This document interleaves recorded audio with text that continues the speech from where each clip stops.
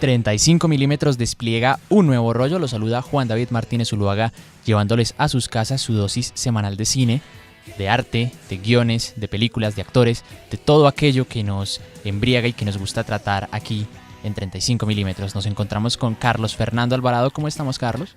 Juan, muy bien, muy contento como siempre de estar en el programa y por supuesto con ganas de hablar de cine. Hoy tenemos un interesante plato fuerte en nuestro programa que creo que nos gusta mucho a los dos, muy interesante, además icónico, parte de la historia pues del cine en el más profundo sentido de la palabra. Entonces bueno, muy contento. Supremamente contentos. Hoy vamos a tratar Indiana Jones. Hace más o menos un año estábamos tratando Matrix y bueno, digamos que al igual que con esa saga de los Wachowski, yo llegué a Indiana Jones bastante tarde, apenas llegué este año, pero bueno, realmente, y les adelanto, yo digo que son de esas películas que son tan icónicas a nivel cultural que es obligatorio verlas de una u otra manera. Entonces hoy vamos a hablar largo y tendido alrededor de esta tetralogía, bastante curiosa, bastante interesante, por supuesto también con uno de los arquetipos más clásicos de los héroes.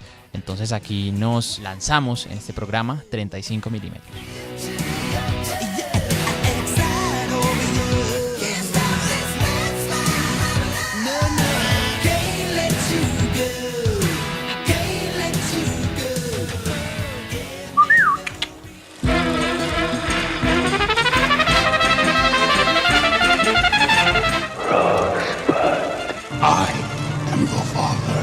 This is Sparta! You shall not pass! Expecto Patronum! You're gonna need a bigger boat. Bond. James Bond. English, motherfucker! Do you speak it? ¡Tú eres un juguete! 35 milímetros.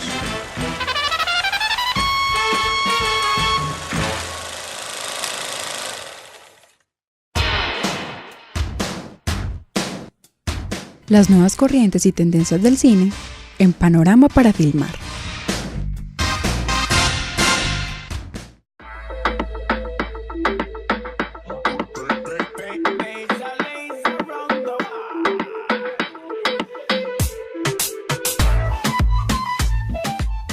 Y en nuestra sección de Panorama para Filmar, hoy quiero traer a la mesa un tema que me llama la atención. Y es que sabemos que hoy en día prácticamente todos los actores reconocidos han tenido que ver con el mundo de los superhéroes. Han terminado representando a algún personaje. En su momento también hablamos sobre esos actores que habían saltado de personaje en personaje y de casa en casa. Sin embargo, hoy quisiera centrarme más que nada en Marvel, de pronto tocar un poquito a DC, pero de pronto preguntarle a Carlos qué actores piensa que Marvel necesita para sus futuras películas. Sabemos que en este momento hemos tenido ya a Daniel Brühl, que es un increíble actor. Tenemos a Benedict Cumberbatch, a Robert Downey Jr., tenemos a Kate Blanchett, ahorita que es Hela en Thor Ragnarok. Y tenemos a otro centenar de buenos actores que han participado en esas películas. Mads Mikkelsen, quien fue Obadiah Stane, que en este momento se me olvida el nombre, que estuvo en The Big Lebowski. Sí, el de Big Lebowski. No sé cuál nombre también del actor, porque es un actor. Sí, Jeff Bridges. Jeff Bridges, sí. Ajá, por supuesto. Sí. Tenemos a ahorita que fue el buitre, a Michael Keaton. No, sí, claro, Entonces tienen un cartel increíble. Un gran cartel de personajes ahí, a Edward Norton también. Entonces yo quisiera saber, Carlos, de pronto a qué actor se imagina de pronto a largo plazo, mediano plazo, surcando este universo fílmico. Pues, ¿sabes qué he pensado yo? Sobre todo pues no así como puntualmente, sino que he pensado en que me gustaría mucho a esos actores un poco más de vieja guardia que todavía están por allí. Sí. Que qué rico verlos. Bueno, tuvimos a Anthony Hopkins interpretando a Odín en Thor. ¿En Thor? Pero no sé, o sea, siempre pienso en Al Pacino y en Robert De Niro. En verlos en una película de este tipo. Les tengo pues tanto cariño a esos dos actores, en especial a Pacino, le tengo un cariño muy especial, que habría pues obviamente que pensar qué personaje pues podría ser, que sería una cosa pues maravillosa, que además como muy bien les dices Juan, en estos días pensaba en eso y es como este universo de los héroes tanto en las dos casas, no solamente en Marvel sino en DC, pues ha empezado a arrastrar a los actores de cartel. O sea, finalmente los ha empezado a arrastrar y se ha vuelto una cosa. Y el asunto tan simpático, pues actores de cartel de mayor o menor calibre, pero que apenas empiezan a sonar el tema de que hay X o Y proyectos, los actores empiezan a ofrecer, a mí me gustaría participar en ella, me gustaría, etcétera, etcétera. Entonces pensaba yo, bueno, ¿y qué pensarán estos actores de más vieja guardia? ¿Qué relación tendrán? Vuelvo, insisto, tenemos a Hopkins, pero qué rico ver a Al Pacino.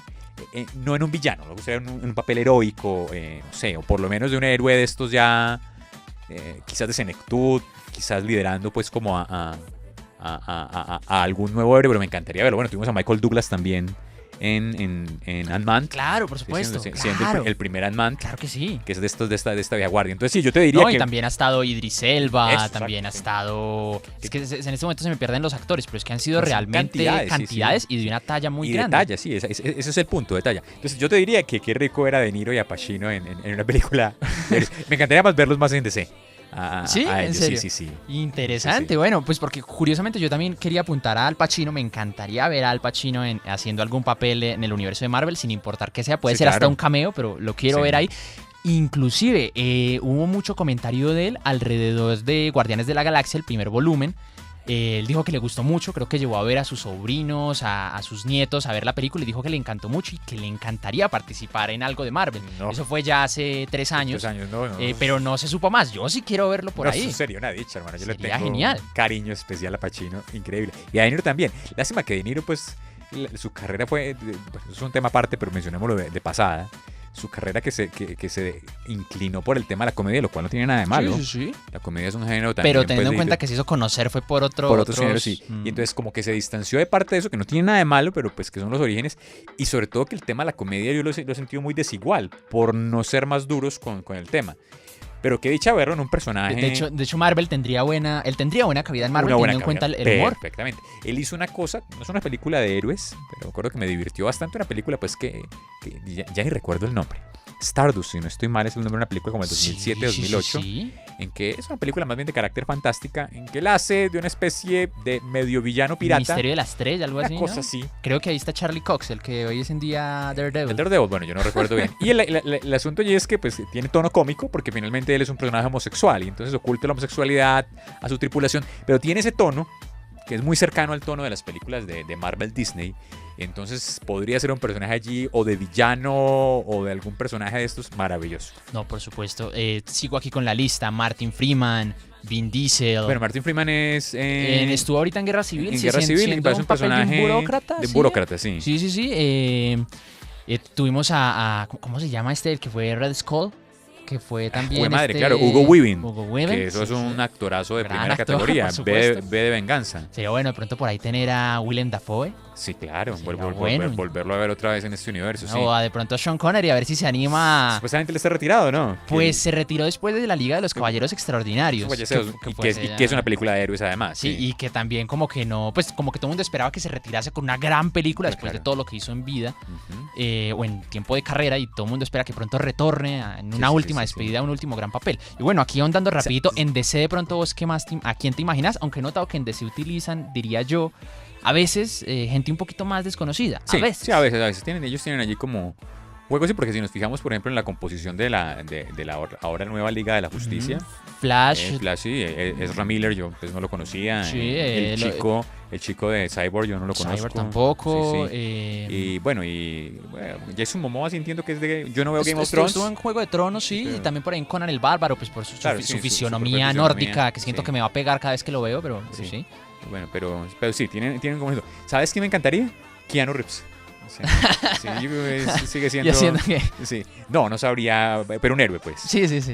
Un héroe de... Lo que pasa es que está viejo para ser Nightwing.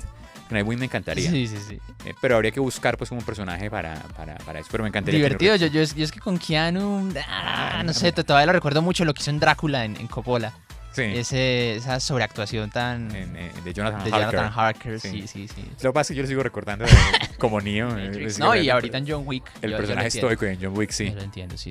Bueno, no, ahí tienen, coméntenos a través de nuestras redes sociales qué actores les gustaría ver a ustedes. Hay una lista grande y varias cositas por ahí interesantes que podrían existir. De pronto bueno, yo qué sé, Charlize Theron, que ahorita estuvo en Atómica, en otra película del mismo director de John Wick.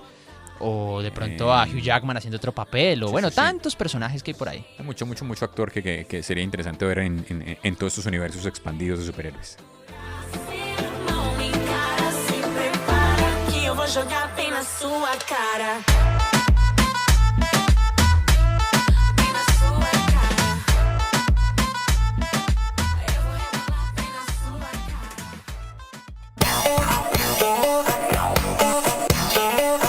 Ociosidades cinéfilas.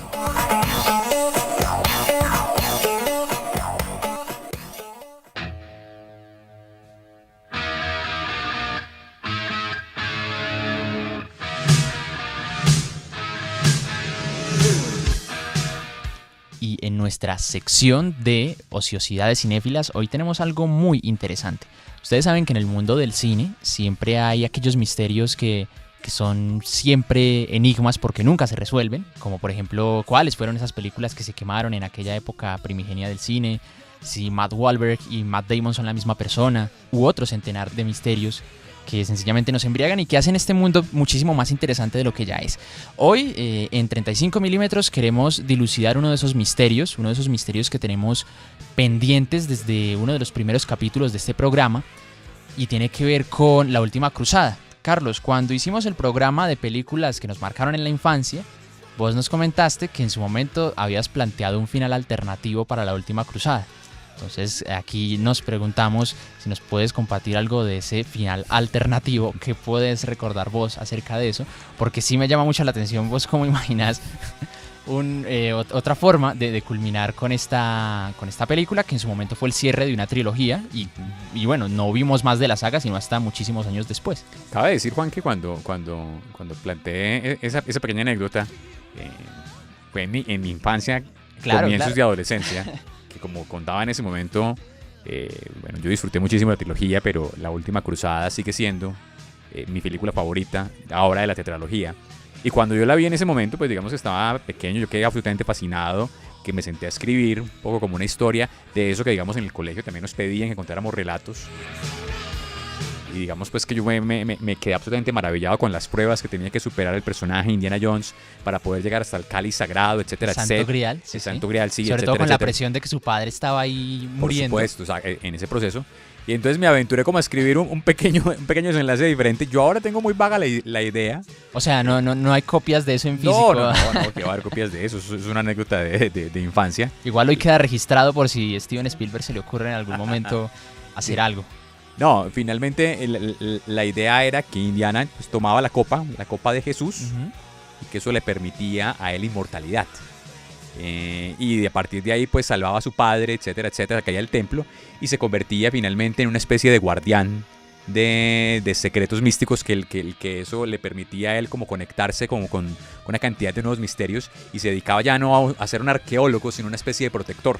Entonces yo dejaba ahí como la historia de que era un hombre ya milenario que se convertiría por los tiempos en el guardián de los misterios, protegiéndolos de los arqueólogos peligrosos que estuvieran buscando finalmente convertirlos en usufructo, cosas por el estilo. Bueno, aquí hay algo interesante porque supuestamente la tragedia o digamos que el periplo que hay alrededor del cáliz es que el efecto solo dura dentro del templo. Entonces, exactamente. Aquí es donde yo te pregunto, ¿él ya podía salir? No, se liberaba, por supuesto, claro. O sea, genial. la inmortalidad le permitía salir y se convertía en una especie de guardián. O sea, yo dejaba como el ápice allí, una especie de guardián de misterios, o sea, del profesor de arqueología. Genial. Era una cosa allí como mística, pero bueno. No, pero eso fue una me cosa gusta insinuada. porque estuviera abierto la puerta a muchísimas más películas alrededor y muchísimos más misterios alrededor de este personaje. Sí, tenía un tono pues muy superheroico, pues que es como lo que marcaba allí la cosa, pues, pero bueno. Pero eso fue una cosa de entretenimiento para presentar en el colegio de finales alternativos, pues, como de contar historias. No, pues a mí me parece genial, en serio que sí. Le hubiera dado, no sé, otra forma de ver al personaje. Yo siempre me he preguntado por qué no hubo más películas, porque de pronto porque la gente se arraigó mucho a la idea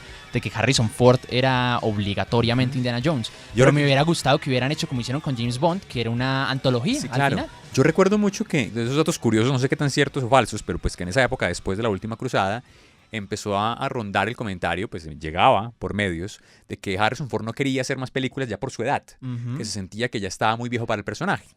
Que pensaba pues que realmente no en ese momento, y que claro, que es lo primero que se viene a la mente cuando sale la cuarta película. Y yo, bueno, pero si esta sale que 20 años después, no sé cuántos, desde el 2007, 2008. Desde 2008, y creo que La Última Cruzada es del 89. O sea, 19 años después, entonces dice, bueno, pues si estaba viejo 3-4 años después, ahora porque 19 no, incluso ahora.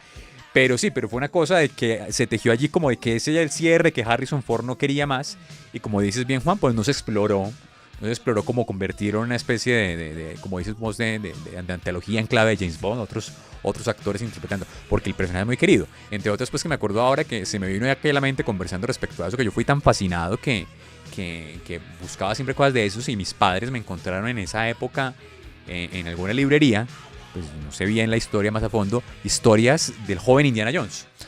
Sí. Que eran pequeños libros muy para adolescentes, pues yo tenía en esa época 12 años. Y me compraron 2, 3 novelitas del joven Indiana Jones, que me acuerdo que perfectamente están ubicadas en 1913, 1915, y resolviendo misterios que yo disfruté. Y si yo no estoy mal, después hicieron alguna serie animada para televisión. Sí. Y bueno, creo que también había una serie por ahí, no sé si en imagen real, también bueno, relacionada con eso, las ese sí, aventuras ese del sí, no joven sé, Indiana sí, Jones. del joven Indiana Jones, Indy, que era una cosa maravillosa, además porque sobre todo que estas primeras versiones incluían al papá como un personaje muy recurrente, muy central. Bueno, era una cosa bien bella, y esa tensión tan bella pues que se teje entre los dos. Bueno, muy interesante, me gusta muchísimo más el final que vos propones al de la película. Gracias, Juan.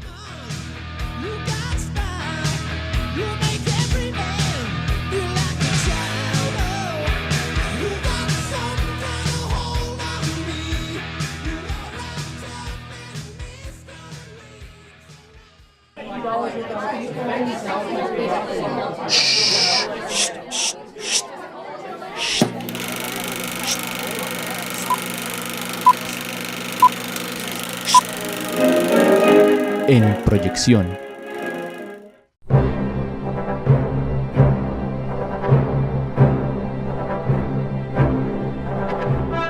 Y ya en nuestra sección principal, Indiana Jones, el héroe arqueólogo, arquetipo de arqueólogo diría yo por excelencia, al menos aquí en la cultura de Occidente, en la cultura popular. ¿Por dónde crees que empecemos? A mí me parece que este es un personaje realmente que abarca mucho. Sí, claro. Y que tiene unas películas que realmente a mí todas me gustan. De hecho, pues obviamente tienen sus falencias, hay varias cositas con el personaje con las que yo no estoy como tan a gusto, pero en general yo digo que es una forma de entender el cine y de entender las películas de aventuras de una forma muy genial. Pues Juan, yo comenzaría diciendo, pues por lo menos digamos, esto es más como experiencia personal biográfica que a mí, o sea, me marcó la infancia, o sea, yo no cabía de la dicha viendo las películas una y otra vez, o sea, y volvía y me maravillaba con todo el universo, con lo que suponía un personaje de este tipo, esa dimensión heroica, pero sin ningún tipo de poder especial, ciertas habilidades, pero mínimas realmente de combate. ¿VHS, beta Betamax, o, hermano, o cine? Betamax, bueno, yo no sé si yo no creo que lo haya visto en salas. De pronto La Última Cruzada la vi en sala, pero yo sé que El Templo de la Perdición y Cazadores del Arca Perdida las vi en la casa, pues en Betamax. Y entonces este personaje, pues yo había fascinado y maravillado, que después yo terminé siendo profesor universitario. Siempre me encanta. Hay un chiste en Friends, el sitcom exitoso norteamericano. Amigos, pues como se conoció en Latinoamérica, su traducción literal, en que Ross Geller, que es uno de los 3 personajes masculinos, él es un paleontólogo. Realmente él no es arqueólogo, es un paleontólogo. Pero es algo que retomaría Spielberg con el tiempo, también con lo de Jurassic Park. Sí, con la Jurassic Park, sí. Y que en un momento determinado hace un comentario, es el chiste personal mismo, no recuerdo exactamente qué contexto, y dice, yo soy profesor universitario, soy paleontólogo, y dice, soy como Indiana Jones. Y entonces digamos pues que yo me ha robado para mí como esa imagen, ese encanto, pues un profesor universitario además, pues que obviamente también está presente en el mundo de los superhéroes, pero que está ahí en este universo, pues se crean Spielberg y George Lucas tan maravilloso. Y lo que vos mencionas, hay una clave ahí como de identidad secreta sin claro, llegar a sin ser llegar lo a de ser superheroica, eso. sí. La cosa esa, pues, esa escena fabulosa de los cazadores del Arca Perdida, el hombre dando clase, además dando clase en el sentido más convencional del término. Es decir, el típico profesor universitario que está dentro de los libros. Un profesor de libresco que habla de autores, que menciona en esa lógica de diálogo de autores, muy en contra de lo que hoy en día pues supuestamente las tendencias en pedagogía suponen que es el profesor, que es otra cosa diferente, un profesor más vivencial. Este es el profesor todavía escolástico, que me parece una cosa absolutamente maravillosa. Y todas las estudiantes maravilladas y encantadas con el personaje. La que se escribe I love you en los párpados. En los párpados. No, eso pues a mí, o sea, me robó el corazón. Yo no sé si mi vocación de docencia quedó como en el inconsciente por ahí marcada. Y eso me maravilló. Y obviamente el hecho de que ambienten la historia en la década del 30. La década del 30, época de nazis, sí, época de posguerra, más o menos, Guerra Fría también. Sí, entonces eso a mí me ha parecido una fórmula fantástica. Recuerdo mucho que de las cosas que leí particulares era que Spielberg, y como curiosidad, pues Spielberg, porque pues yo algo leí en esa época, Spielberg y Lucas pensaban en una cosa un poco más oscura. Era una película que tenía un tono menos divertido, jovial, sí, es la palabra perfecta para describirlo, y que estaban inspirados en Humphrey Bogart. Ellos tenían a Humphrey Bogart como el modelo de Indiana Jones, es decir, que les hubiera gustado. Rescata muchos claro, elementos, sí. Les hubiera gustado tener a Humphrey Bogart vivo para que él hiciera Hubiera sido muy pintoresco. de Indiana Jones, pero que fue el guionista, si no estoy sin mal fue Lawrence Kasdan, el que decidió como ese tono más jovial que conocemos, pero que pues es un acierto. Bueno, hay muchos elementos alrededor de esto, y es que de hecho ligándonos a cómo Spielberg encontró el concepto, él quería originalmente hacer películas de James Bond, él quería hacer una, pero entonces llegó Lucas a decirle, no, venga, yo tengo este otro personaje que más o menos he ideado, lo podemos ir puliendo. En ese entonces Lucas ya había adquirido la fama que necesitaba después de haber hecho Star Wars en el 77 y en el 80, y al final ya llegó en el 81 cuando alcanzaríamos el Arca Perdida, en el 84 el Templo de la Perdición, donde la escena inicial recuerda, por supuesto, a más no poder a Sherlock Holmes, con su traje de tuxedo ahí, en ese interrogatorio ahí todo misterioso. Luego 1989, La Última Cruzada, y 2008, el Reino de la Calavera de Cristal. Y como dices bien, Juan, creo que ya lo hemos mencionado en algunos de los programas, efectivamente, que Sean Connery aparezca en el Templo de la Perdición, en La Última Cruzada, haciendo de padre de Indiana Jones, pues es un gesto de cercanía, pues con todo el interés con James Bond, pues particular. Recuerdo también en las entrevistas, yo se lo mencioné alguna vez aquí en el programa, en las entrevistas en televisión, Spielberg decía, ¿quién mejor para ser el papá de Indiana Jones que James Bond? No, decía que James Bond. O sea, ¿quién tiene que ser el papá de Indiana Jones? James Bond. Entonces, bueno, ahí estaba como toda esta magia de eso. Bueno, y también recordar que el nombre de Indiana no es Indiana, el nombre es Henry Jones. Henry Jones III. Tercer Junior. Parece que le dice Junior, pero es tercero. Henry Jones III. Ajá. Pero él le puso Indiana en honor al, pues, a ver, es curioso, aquí hay un cuento de metalenguaje. El perro de Henry Jones Jr. en las películas se llama Indiana, pero el perro también de George Lucas en la vida real se llamaba Indiana. Ah, qué bonito. Porque originalmente tenían la idea de ponerle Indiana Smith o algo por el estilo, pero como que no gustó tanto, dijeron, no, Indiana Jones queda bien, rescatando pues el nombre de la mascota de George Lucas. Ya pues como comenzar a hablar de la experiencia de cada uno alrededor de estas películas, coméntanos, Carlos, ¿qué recuerdas? Yo sí las tengo bastante fresquitas, las vi hace recientemente en Netflix, y sí fue un viaje al pasado lo más de divertido. Bueno, yo sí las vi hace ya muchos años, pues por supuesto, hace mucho tiempo que no veo la trilogía original, diría yo para unos 15 años. Wow. Y obviamente pues La Calavera de Cristal, pues es más reciente, la vi cuando se estrenó en sala, claro, y la expectativa o con la historia. Nada, pues digamos que yo quiero fijarme en imágenes, o sea, y además que se han convertido icónicas, o sea, la secuencia inicial de Cazadores del Arca Perdida es una de esas con Alfred Molina, sí, por ahí, que luego sería el Doctor Octopus. El Doctor Octopus en Spider-Man 2, de Sam Raimi. Esa inicial que si no estoy mal es en el Amazonas, de Indiana Jones, en medio del templo, y el juego allí pues absolutamente divertido, de que tienen que coger el peso del ídolo y poner arena, calculado, y uno viendo allí pues al personaje en su sapiencia resolviendo eso, y no le funciona, y tiene que escapar, y después de esto salen esta persecución de una piedra gigante que cae, luego los aborígenes disparándole a la montada en el avión. Bueno, ese asunto absolutamente al borde de la muerte, digamos que es cautivador.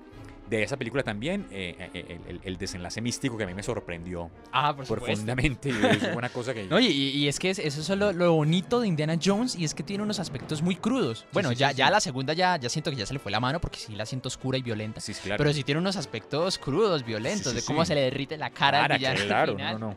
Y entonces esta cosa pues mística de los nazis, bueno, eso a mí me dejó como marcado.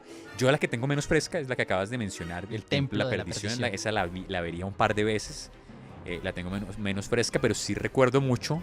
Es la secuencia en los túneles en medio de los carritos como de mineros. Por supuesto. Escapando y huyendo del agua, etcétera, etcétera. Pues que digamos que eso lo tengo marcado, que incluso recuerdo que ya en esa época no se veía muy verosímil. O sea, todavía se veía. Igual ganó Óscares, creo. Sí, ganó un Óscar a mejores efectos especiales. Bueno, pues yo recuerdo que yo la veía y se notaba pues muchísimo todavía. Sí, hay varias vainas del mate painting, del croma. El croma ahí pues marcado. Pero digamos que pues como todo este asunto mástico, y me marca la escena del corazón, que por supuesto, que eso me pareció la cosa más tremenda. Pero digamos que es la que tengo menos marcada. Y por supuesto La Última Cruzada, Juan, que, o sea... Toda. Sí, toda. Es que es brutal. Toda, o sea, yo no sabría por dónde empezar, pero Hitler firmando el diario. Por error, dando el autógrafo del diario. El asunto de coqueteo entre los dos. Con un personaje femenino que no sabe cuál de los dos está hablando. Tiene un elemento de humor y un humor de doble sentido tan bien logrado. fabuloso. La escena del avión, el papá disparando torpemente.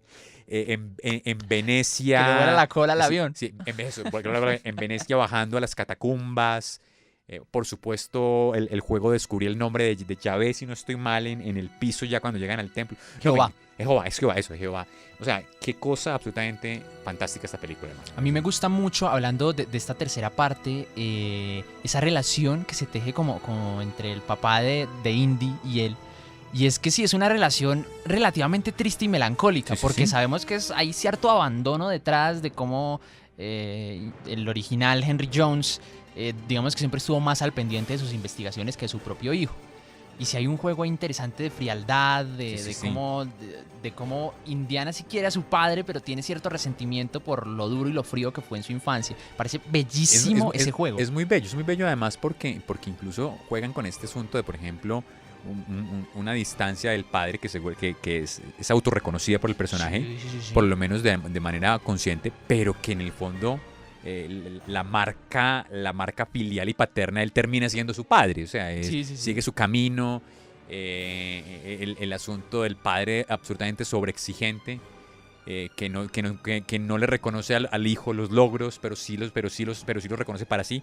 Entonces ahí hay un tratado psicoanalítico increíble, Sí, por supuesto. puesto Pero en sin clave de llegar a humor. ser tan, No, sin tan denso, tan... sin llegar a, exacto, no, sin ninguna trascendencia en el sentido pues profundo, pero que están ahí todos los elementos marcados, que es lo que muestra finalmente, para mí, un buen guionista. O sea, un guionista que nos pone en estas situaciones una cosa tan maravillosa. No, es que el hecho de que Hitler confunda a Indiana con un nazi es normal, porque originalmente ya habíamos tenido un caso en la primera película donde Indiana se disfraza de nazi para colarse en los cuarteles. Claro, Entonces, que digamos sí. que hay una construcción de guión que no está tan a la ligera. O sea, hay elementos que se señalan originalmente y se retornan a ellos más adelante. Eso me parece que es una construcción muy buena de guión. Recuérdame, Juan, que tú que las tienes frescas, ¿en cuál de las dos, si es en el Arca Perdida o en la Última Cruzada, es el enfrentamiento de Indiana, creo que está en Egipto, con una especie de espadachín y que el hombre pues se les abre el corrillo, saca los sables, gira los sables con confrontación y Indiana saca una pistola y le dispara. Que eso tiene unas trascendencias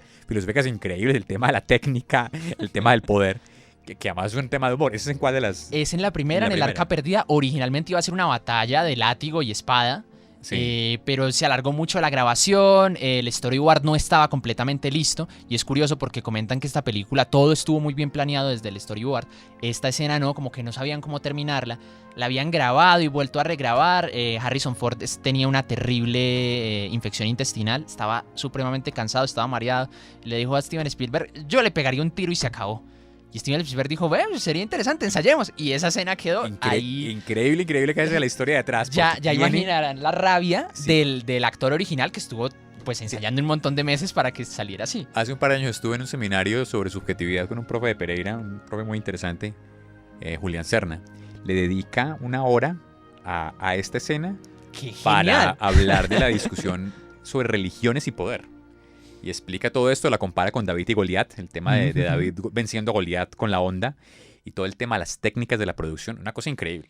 Qué bonito. Y simpático que sea una cosa iniciada porque no sabían cómo resolver el tema. Una maravilla, de las maravillas. De una escena eliminada, un outtake, diría yo. Y coméntanos ya el Reino de la Calavera de Cristal. ¿Qué iconografía tienes de pronto de ahí? Aunque sabemos que es la más odiada por el público. Yo entiendo más o menos por qué, pero no me parece mala. Yo la disfruté. Y a mí no me termina de gustar mucho ¿cómo se llama el actor? El hijo. Shia LaBeouf. Shia LaBeouf. No me termina de gustar mucho. Hombre, en comparación con Transformers, yo aquí me lo aguanto. Bueno, no, sí puede estar mejor. Lo que pasa es que, pero pues puede ser mi lectura, siento que la rebeldía le queda falsa. Es decir, ¿sí? De pronto un poquito impostada, siempre peinándose, esa cosa, el cuento de chaqueta de cuero, Elvis Presley, 50. La sentí con menos encanto. O sea, digamos que siento que el planteamiento como guión es una maravilla. O sea, una maravilla esa relación con el hijo, además. Pues, sí, claro, después de ver al padre. Todo eso es una maravilla. Pero a él fue como lo que me chocó.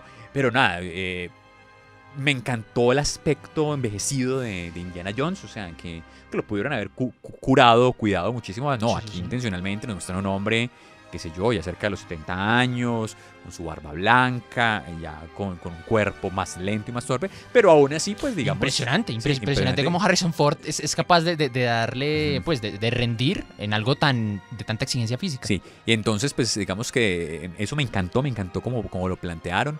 Me encanta el juego con el hijo, pues de no importarle ni 5 hasta que sabe que es el hijo y ahora sí tienes que ir a la universidad, etcétera, etcétera. Juegos de humor bellos. Y me gusta mucho la historia con el amigo perdido, tratando de encontrarlo, etcétera, etcétera. Que creo que hasta ese momento no se había mencionado en la saga. Yo no creo, recuerdo. Realmente yo no sí, siento que es un punto que sí me flaquea. Como Sí. que, me tengo que preocupar por un personaje que acaba de aparecer, Sí. aunque lo llevan conociendo toda la vida. Toda la vida, que es un actor además, entre otras, que nos dejó ya, si no estoy mal, un buen actor, el que no recuerdo el nombre. Ujú. Entonces disfruté un poco las escenas de acción, la persecución en el tanque, pues que fue tan cuestionada, yo me divertí bastante. Y bueno, digamos que el desenlace, pues que me parece coherente con la saga, o sea, aquí tiene un desenlace que tiene pues, esta clave, digamos, de ciencia ficción. Sí, que pasa de lo místico a la ciencia ficción, no me parece sí, mal. Me parece mal, parece que interesante. funciona, que fue de las cosas criticadas, pues como la historia. Bonito el gesto, pues, de encontrarse con el amor, pues, original y la cosa de la familia.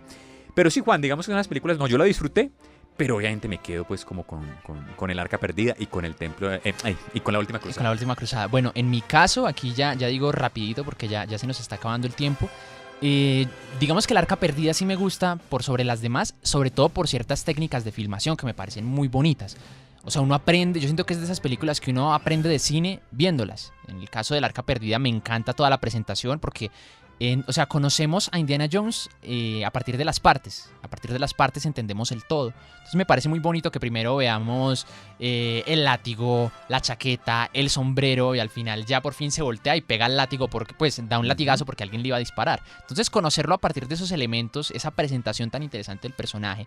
Yo siento que Spielberg se esfuerza mucho a lo largo de toda esa película porque la silueta de Indiana sea reconocida.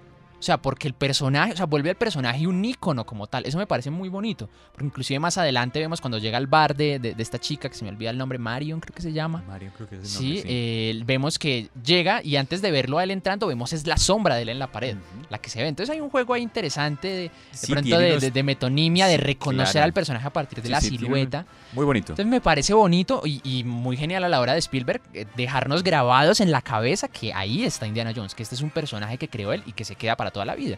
De hecho, sabemos que las influencias que tuvo Indiana Jones, inclusive hoy en día, son grandísimas, sobre todo en el aspecto de los videojuegos. Tenemos a Nathan Drake, que es el protagonista de una serie de juegos que se llama Uncharted, que es impresionante, es prácticamente jugar a ser Indiana Jones. Tomb Raider también. Tomb Raider, tiene- por supuesto, Lara Croft y todas sus aventuras, que también rozan muchas veces lo místico, Sí. los aliens, las otras dimensiones, los Yo lo- viajes en el Yo lo tiempo. conozco por la película, pues, por las películas que hizo... Lara Croft. ¿Cómo es? Angelina Jolie. Angelina Jolie, Por sí. supuesto que sí. De hecho, por ahí se habla más o menos de hacer una adaptación de Uncharted. Yo siento que sería innecesario, pues porque sabemos de dónde viene la Ujú. referencia original. Pero bueno, Bueno, Juan, y antes de despedirnos, ¿vendrá quinta película? se ha hablado mucho de la quinta película. Muchos dicen que es para el 2019, muchos dicen que es para el 2020. En estos días decían que el Harrison Ford quiere volver. Cosa que ya me parece heavy porque ya se le ve muy desgastado. Sí, Sí, claro. es un Harrison Ford ya más entradito en edad. Ahorita que lo vimos en The Force Awakens, se le nota cierta cojera al correr, se le nota más pesado, se le nota... Y para ver las piruetas que tiene que hacer Indiana, Sí, claro. sí se me hace complejo. Igual dicen que de pronto va a volver. Pues si vuelve, pues obviamente Maravilloso, sí. se le tiene mucho cariño al actor. Se había hablado de pronto reemplazarlo, se había hablado de meter a Chris Pratt en el rol de Indiana Jones, que se me hace divertido porque sí tiene sí, cierto sí, tiene, deje sí, por sí, ahí. sí. Sí es medianamente divertido. De pronto al hijo de Clint Eastwood podría ser.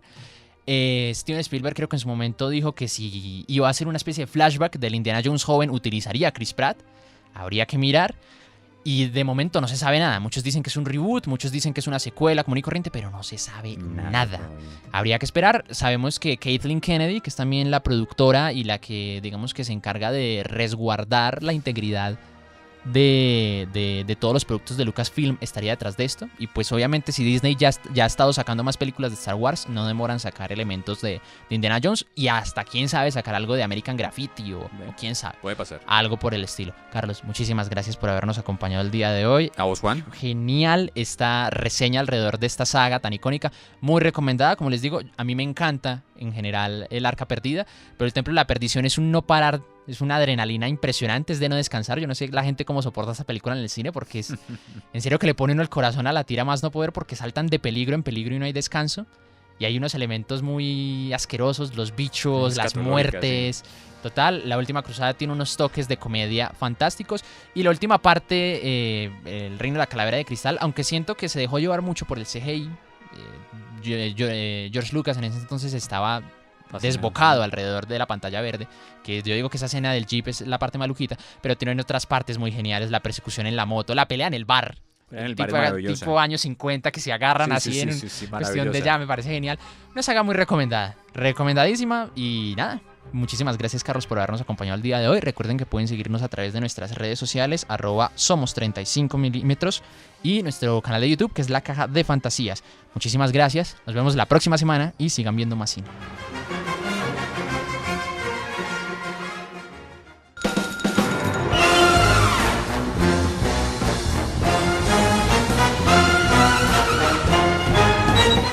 Acabas de escuchar 35 milímetros, una idea original de Carlos Fernando Alvarado y Juan David Martínez.